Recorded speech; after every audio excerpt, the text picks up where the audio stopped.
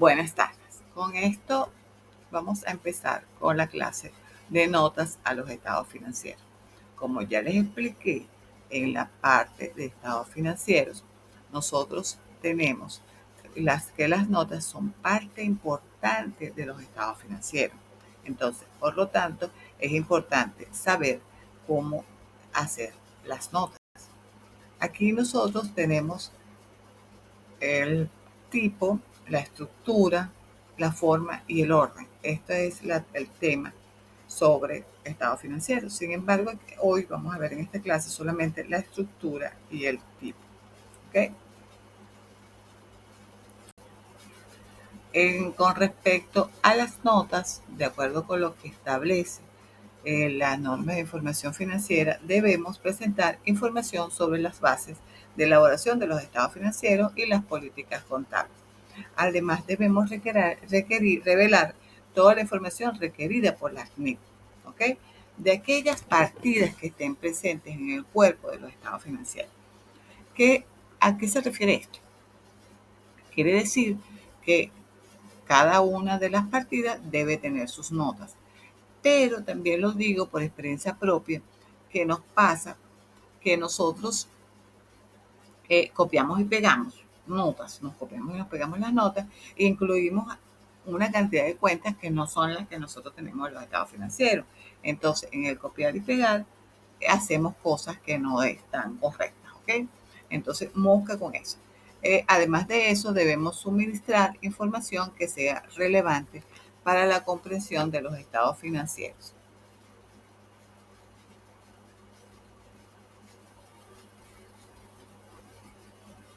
Y que no haya sido incluido en estos.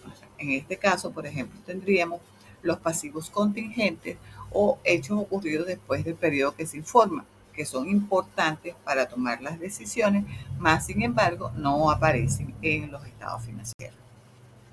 Con respecto a los tipos de notas, tenemos generales, cuantitativas, cualitativas. ¿Por qué? ¿Qué les cuento? Que nosotros siempre hablamos de cuantitativo, o sea, de los números. Pero sin embargo, aquí tenemos otro tipo de notas, ¿ok? Las cualitativas y las generales.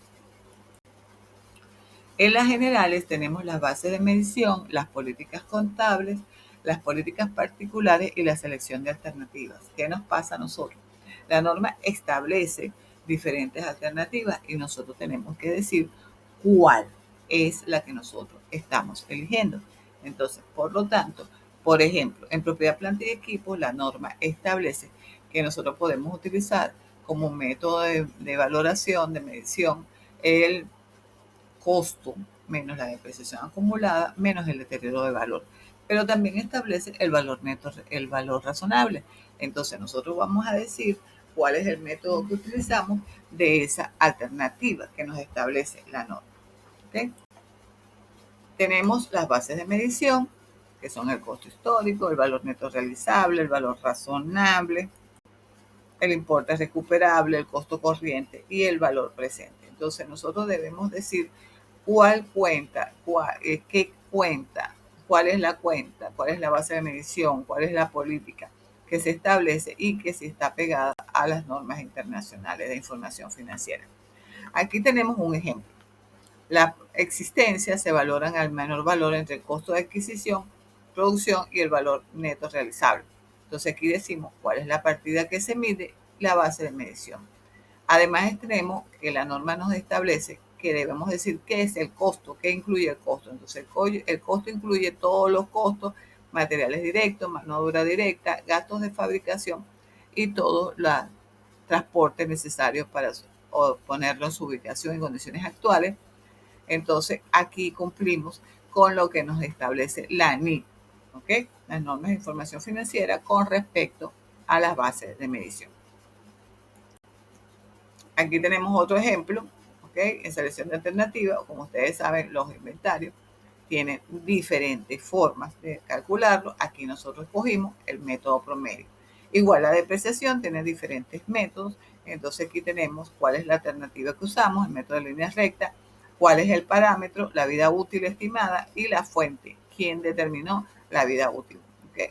todo esto también volvemos en referencia a las normas internacionales de información financiera. Con respecto a las cualitativas, tenemos las normas de hechos y conceptos, las notas, procesos y procedimientos, clasificaciones y estructuras. Hechos y conceptos. Aquí tenemos la primera nota que se hace, objeto y constitución. ¿Qué significa esto? Que nosotros tenemos que decir cuándo se creó la empresa, el nombre de la empresa, cuándo se creó, cuándo se registró y el objeto, o sea, cómo es la empresa, a qué se dedica. Entonces, en este caso, yo escogí una empresa de producción social que fue registrada en el registro inmobiliario y tenemos entonces la definición de lo que es una empresa de producción social. ¿Ok? Entonces, nosotros tenemos el hecho. El hecho fue que la empresa se creó y se constituyó en tal empresa y se registró. Tenemos los datos, la fecha y los datos. ¿Okay?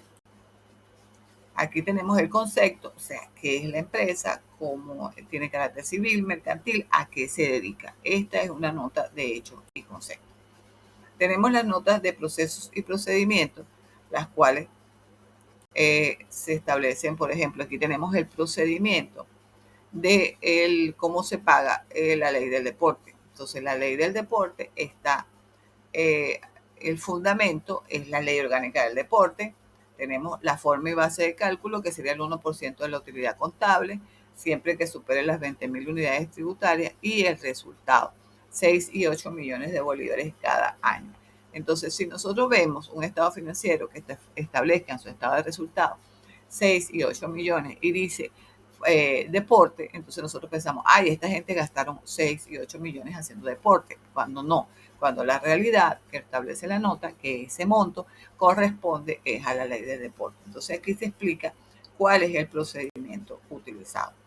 Con respecto a las cualitativas de clasificación, aquí tenemos, por ejemplo, los deudores comerciales, donde aquí nos establece que la empresa vende con condiciones normales de crédito y esas cuentas no tienen intereses. Entonces, sin embargo, existe una categoría de que cuando excede el límite de crédito se utiliza el método de interés efectivo. Entonces aquí vamos a tener dos tipos de cuentas donde se establece cuáles son las clases y el criterio que se utiliza para hacer esa empresa. Vean que aquí no hay números, ¿ok? Todo esto se refiere a cualidades. Con respecto a las cuantitativas, que son las que nos gustan a nosotros, tenemos la de detalle de cuentas, proporciones, variaciones y la de conciliación de saldos o conciliación de diferencias. Entonces aquí tenemos la de otros ingresos, ¿okay? Aquí tenemos entonces las cuantitativas, que sería en este caso un activo intangible, que nosotros tenemos un programa informático, ¿ok? Y partimos del 1 de enero del X2, que es el igual al 31 de diciembre del 2000X1, 8.500. Aquí no tenemos adiciones de disposición. Este es el mismo monto al 31 de diciembre del 2000X2. Luego tenemos la depreciación acumulada y deterioro de valor, que en este caso al 1 de enero del 2022 es 5.950. El gasto de amortización de este año es 1.700 para un total de 7.750. Lo que nos daría un importe en libros que 8.500 menos 7.650 de 850. Este monto es tal cual el que debe aparecer en el estado de situación financiera. Queremos dejar claro, la nota debe coincidir con el estado de situación financiera. ¿Ok?